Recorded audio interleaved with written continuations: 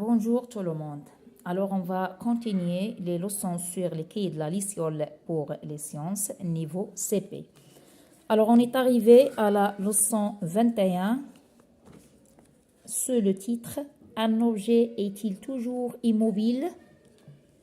Alors, l'objectif de cette leçon, c'est apprendre à différencier entre les objets en mouvement et les objets statiques.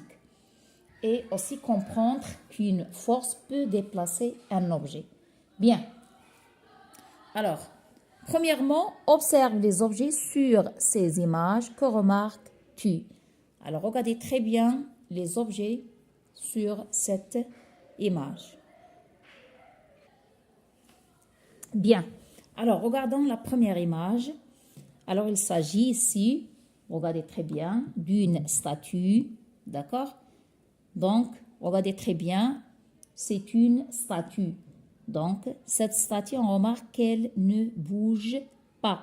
Donc, on va dire que, ou bien qu'il est immobile. On dit que cette statue est immobile ou bien statique. Alors, notez très bien, on peut dire immobile ou bien statique. Regardons sur l'image 2, on a des feuilles d'arbre. Regardez bien, ils sont en mouvement. On peut dire qu'ils sont mobiles. Donc, notez très bien ces deux mots. Alors, immobile, ça veut dire statique, ça veut dire ne bouge pas. Donc, immobile, ne bouge pas, statique. Mobile, ça veut dire en mouvement.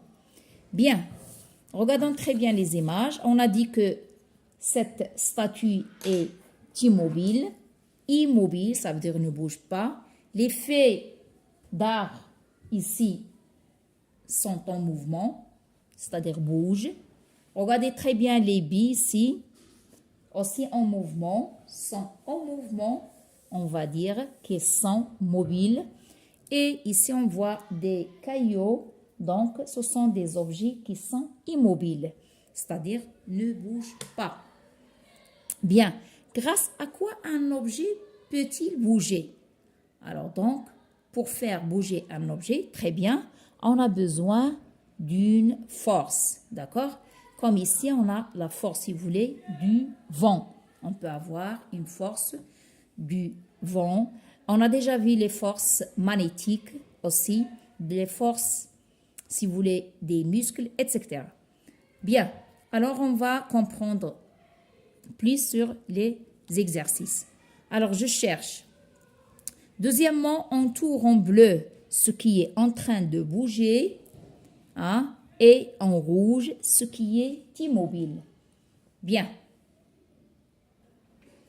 Alors voilà, regardez très bien. On a une chaise, on a des billes, d'accord?